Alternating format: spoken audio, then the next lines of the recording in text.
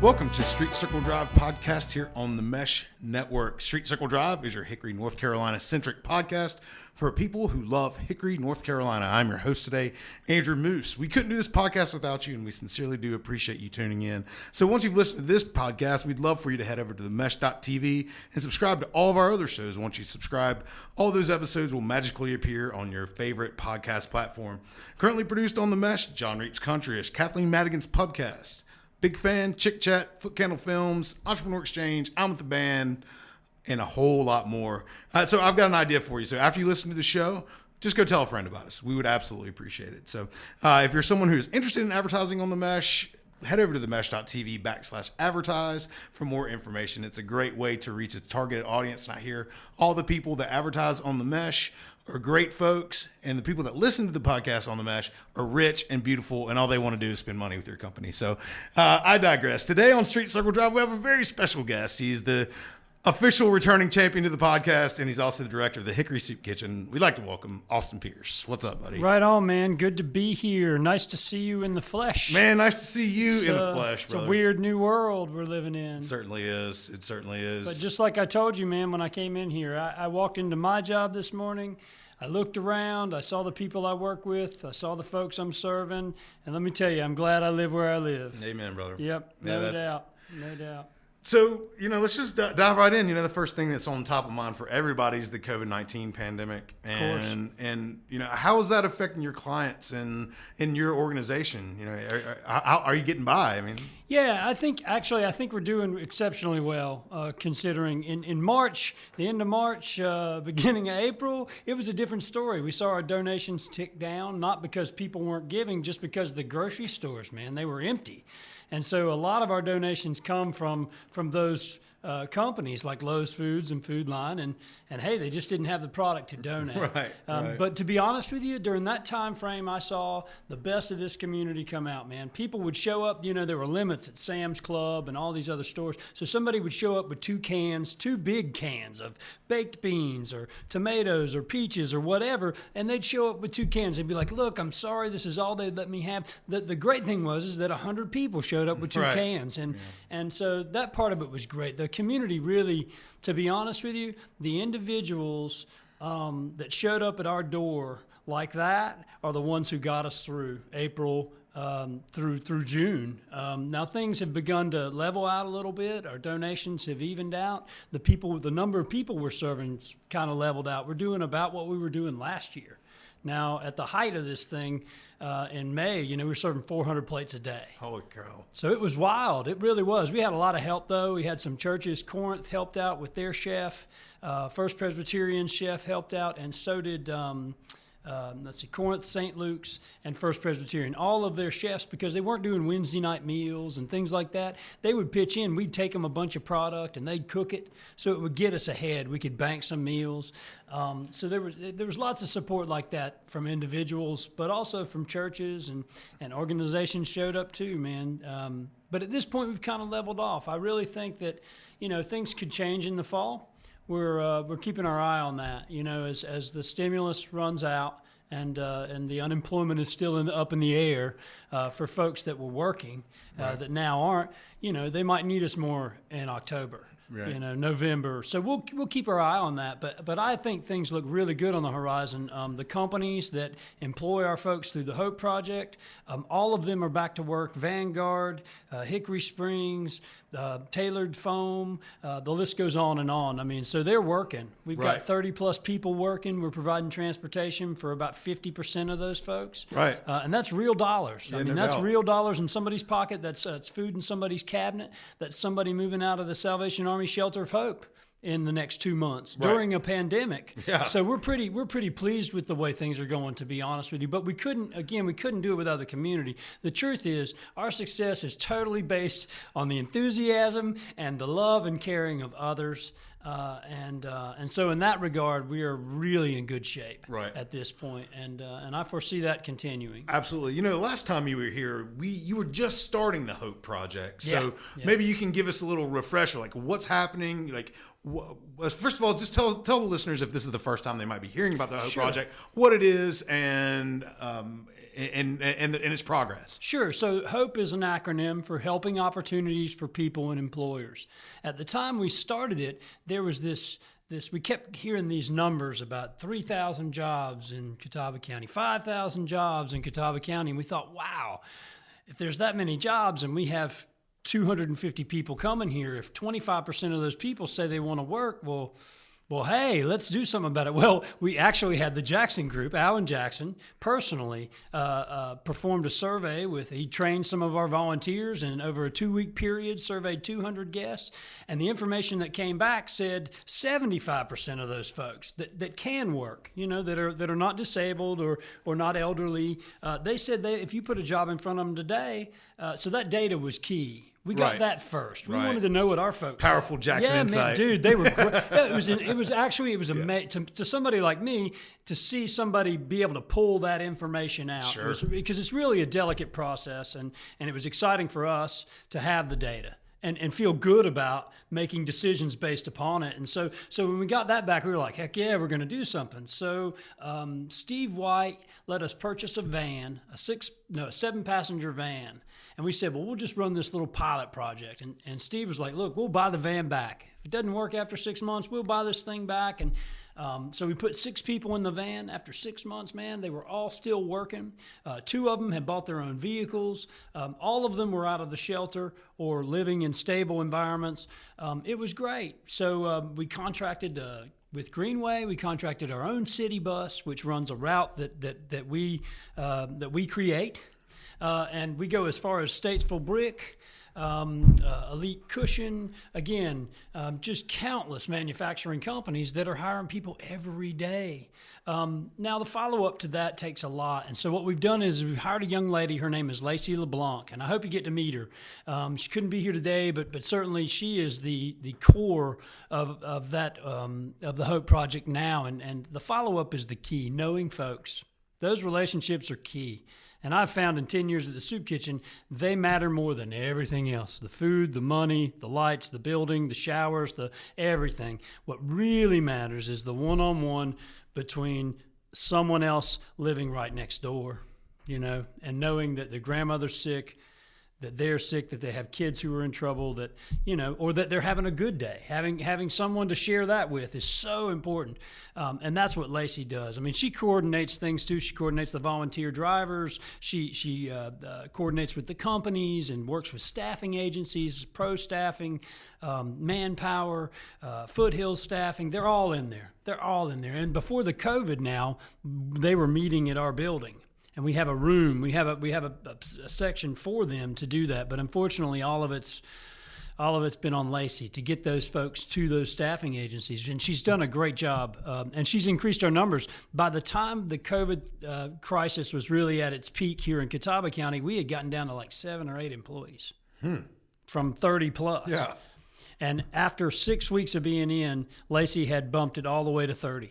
So, and we're above that now, and it fluctuates, of course, sometimes weekly, unfortunately. Sure. But in this environment, with as many jobs that are available in Hickory, we want to make sure the citizens that are here are taking advantage of those opportunities. So that's really what it's about. It's about providing an employer with employees, but at the same time, kind of giving the employee and the employer the chance to really do something good for one another. Right. It's pretty phenomenal to see on the ground level. And we're always looking for volunteers for that. It's a little tough with the COVID. We do have a protocol in place when folks are driving our van. There's a big plexiglass thing. And I mean, it's a new age as far as health goes. And so we've made all the arrangements. But certainly you could look at the Hope Project. There's a Facebook page. Hope Project, Hickory, North Carolina. Check that out. We're always sharing stories, man. You want a feel-good story, man. God, dude, you'll cry. Share one with us, man. There's 2 people, the Lenore and Aretha, and these folks they had both worked very hard at different jobs, and things just not worked out. And they're living over here at this hotel, and it's not the greatest place to stay, but they're just trying to get through. And within about 60 days of being involved with the Hope Project, both of them were working. They have a nice little apartment. It's a nice little 1-bedroom apartment. And the idea that less than 3 months ago, these folks were on the street. Yeah. And I mean, not even in a hotel. These folks were in the woods. And you saw them. You saw them in Walmart or the convenience store. You know, I mean, these folks we see them every day, just like walking around every day. And if you knew what I knew, you would know. And to be on the other end of that phone call or that thank you from Aretha or Lenore, man, it's just incredible. And they excel. But it's amazing how it's like compounding interest or something. Right. You know what I mean? Once they get going, once the wheels are greased, and they're really they see the benefits of their labor. The fruits of their labor are coming back. That, you know, that's the thing. People get discouraged, and sometimes it's through their own doing. There's no question. No matter where you are on the socioeconomic scale, people make bad decisions all the time. But if you continually are put in a position by your circumstance because of money, it really does discourage you. And so to see that cycle broken, even just for a moment, man. I mean, I'm glad it's longer than a moment, no question. I mean, you know, we're supporting them as much as possible, and Lacey deserves the credit for that. I mean, that's the thing, that one-on-one, she really does spend a lot of time, and it takes a lot of follow-up. The idea of what it takes to get an apartment. I mean, in all honesty, most folks, they hear that it costs $900 for an apartment in Hickory, and the folks at the poverty line, man, let me tell you, they're shocked. They are shocked. And so that's because it's astronomical when the income that's coming in doesn't equal. When you have $0 a month coming in, it seems like it could be $9 million. $65 worth of food stamps, and you know, and if you're on, I know folks who are accepting their Social Security who are still trying to work that are elderly, 68, 67. I mean, that's the thing, is that's who we're talking about here. We're not talking about people our age, you know. And Hickory's really good, though. I'll tell you, I have been just in the last 2 years that the Hope Project has been going on. I've just been absolutely so impressed with the outside help from so many different volunteers and companies. Let me tell you something, CommScope, number one, man, they have been so helpful. The fact that we were able to hire someone to run the project wouldn't happen without CommScope. They have been extremely helpful in the process of trying to create something new, but in measured steps. And they've allowed us that opportunity to kind of take our time. Because the truth is, we all feel like there's all this opportunity and we want to grow quickly. We could put more people to work. I'll be honest with you. We could today we could put more people to work, but we couldn't follow up with all of them. Right. And we want to make sure that this is a sustainable thing, and that its foundations are really solid before we do that. And so we're kind of taking those measured steps. So if we can continue to have 30 people working every single day that weren't working otherwise, and have a shot at a better life for them and their families, yeah, man, that's what it's about. Absolutely. Yeah, and your organization has done an absolutely fantastic job at getting these people back on their feet, because, you know, we do, like you said, we do see your clients every single day walking around, and, you know, we want the best for them. So whenever, you know, you tell us these stories about those two ladies doing well, like, that's what the public needs to hear and wants to hear, I think. You hear a lot of chirping, especially with the citizens in Hickory, saying, well, we have a serious homeless problem. Well, you guys are a complete stopgap for that. And the Hope Project is a stopgap between homelessness and full employment and having a solid place to live. Sure. And I would include, look, the Salvation Army Shelter of Hope. Their resource center is incredible. CCM's got a great program, and the Networks program. It's almost like we got a little campus. You got Safe Harbor over there too. But I think you hit the nail on the head. You know, the idea that we have a homeless problem, to be honest with you, we don't really have a serious homeless problem. And that's the truth. Right. The truth is that we've never really had one. If you look at our numbers, they don't fluctuate a lot, and the reason they don't is because we're moving people into a better direction. Right. And in 10 years, man, that's what I've seen. And from city government to the police, can't say enough about Thurman Wisnant. Chief Wisnant's awesome, dude. Right. A friend of the podcast. He was on pretty recently. And let me tell you, I was sitting on a committee with him, the Continuum of Care committee with him, long before he was chief of police. Long before. Right. And he is, Chief Atkins too. Chief Atkins, he still volunteers at the soup kitchen. Right. He's retired now, and he still comes every month. Yeah, City of Hickory's really lucky to have had those two guys. As No police question. chiefs And the force in general. Also the just the downtown community. Our neighbors are great, man. Jeff Jackman and, Safe Harbor's right next door, and the Ferguson Plumbing people, they use our parking lot for the food truck rally, for the Builders Association. Right. It's just it's a good environment to be in. And so what I would say is that if you see someone walking down the street, hopefully we can lessen the numbers. Right. Of course. But at the same time, if they're walking in our direction, that's a good thing. Yeah, absolutely. And we're always going to have them. We have a concentration of wealth. We have a concentration of people who care for a long time. It's a reputation that we should be proud of. Oh, 100%. And I think, I got to be honest with you, I think most people are. You're not the first person I've talked to about this today, Right. if you can't tell. And I think most people are, and I feel very positive about the future too. I know that there's a lot of nonprofits out there, so keep that in mind, folks. Other than the Hickory Soup Kitchen, the arts community, extremely hurting right now. Certainly the Science Center, places that rely on your dollars to participate. Please be supporting those folks too.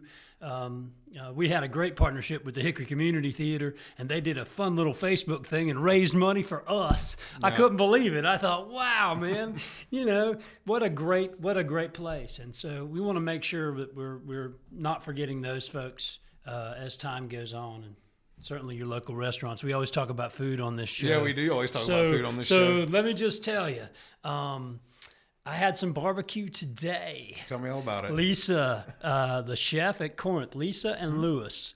But Lisa is responsible for the, let me just back up. Lewis did make a tamale pie, and we're trying that on Friday. So I'm anxious. It's got a cornbread topping with with cheese, and you make it all crusty. It's like a pie. So I'm looking forward to that. But the barbecue, they were these bone-in hams, and these things were as big as a Volkswagen tire. Mm-hmm. I mean, and frozen when I got them. And I thought, what am I going to do with these things? You have to smoke them for 3 days to get them to cook.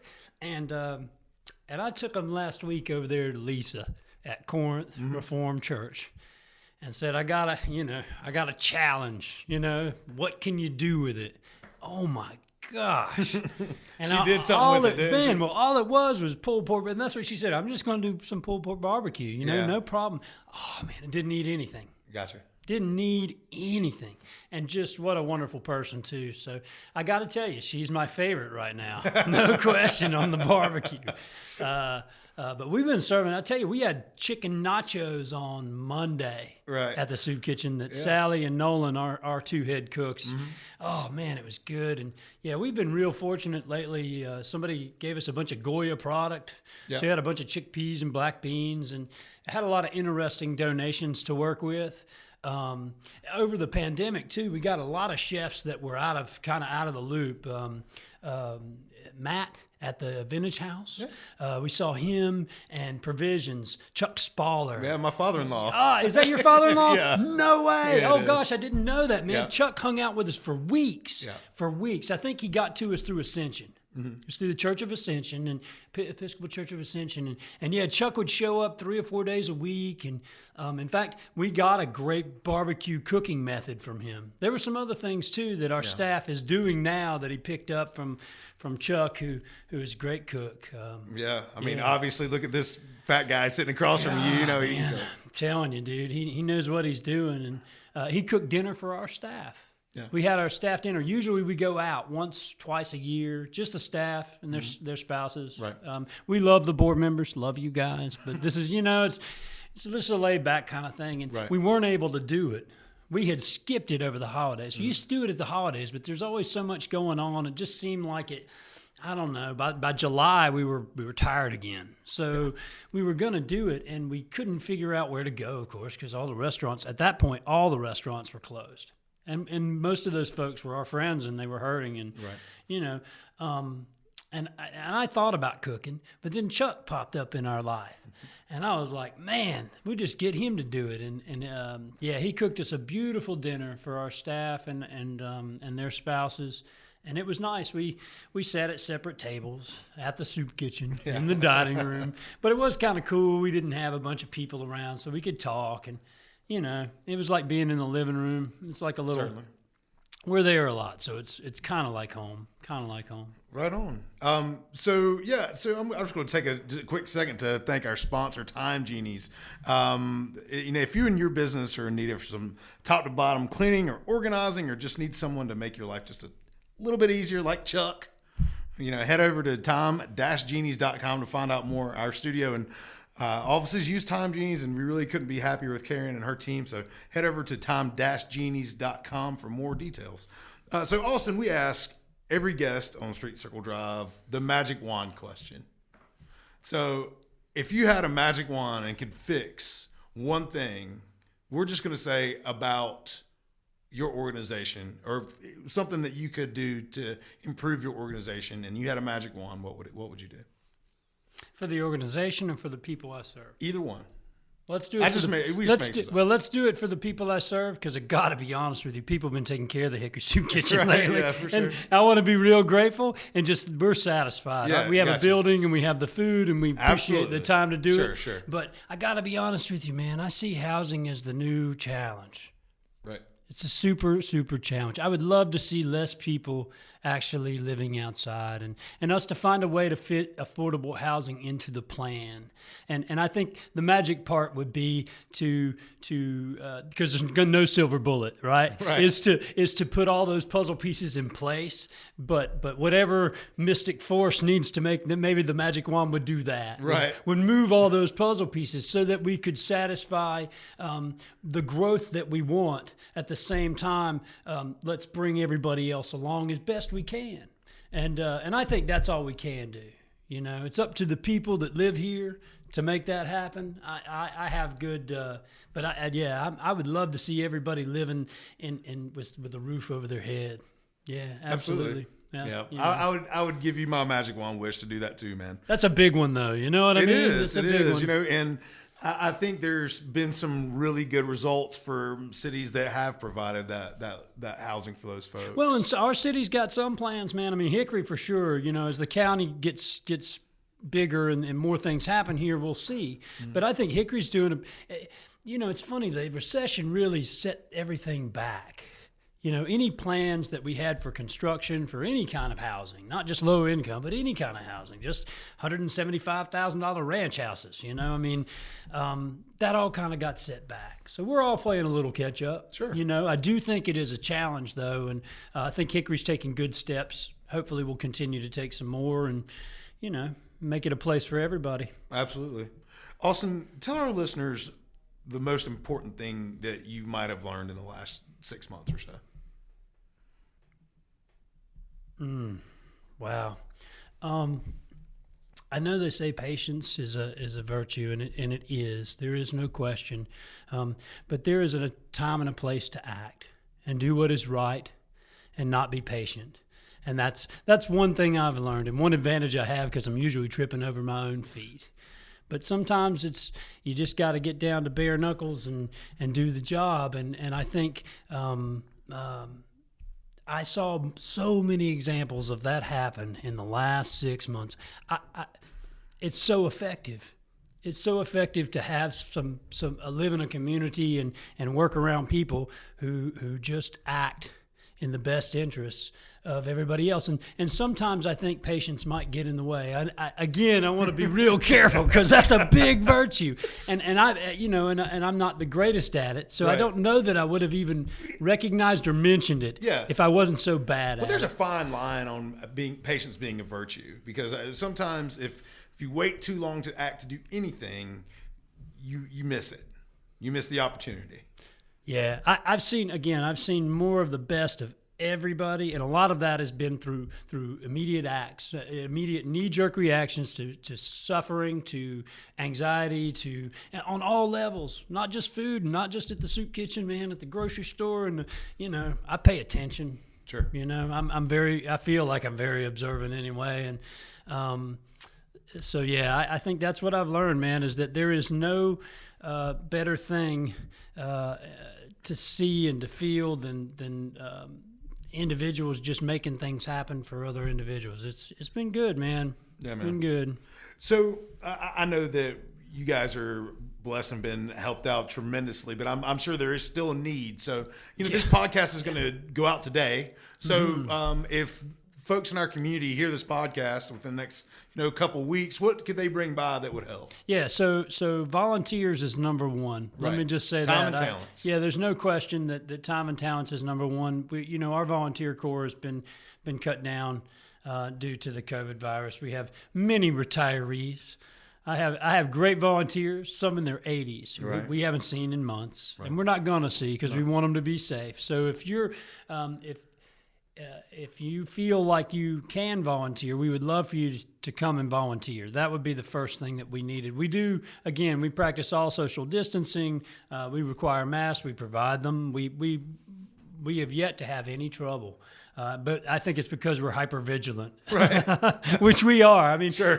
People. At first, I think we all thought it was a bit ridiculous. You know what I mean? Because we were really, really just crossing the T's and dotting the I's but now we're all so grateful because we've been so fortunate to see so many people in one day like that again and again and again. The likelihood is actually pretty great that we would have had a case, right? And we haven't. So we're thrilled about that. But we would love for you to come and volunteer. Yeah, with as many people as you see every day, you would think you would have a tinge. The contact between the volunteers and guests is so limited. That's fantastic. Yeah, it's just limited, and the food's still served. Yeah, right. They still see us, but it's not. It's just not. Right. Are you guys doing cafeteria style, or have you moved to something else? We move it outside. Okay. So we move the food through the back of the kitchen. We set up a mock line, man. Gotcha. It's just like the old one. It's like out the back door. Yeah. Gotcha. And we still offer our showers. It's a limited time frame, and it's monitored very closely. And then our food pantry's still open, which is just rocking, man. We're doing like 35 people a day. Oh, killer. Just thousands of bags of groceries a month.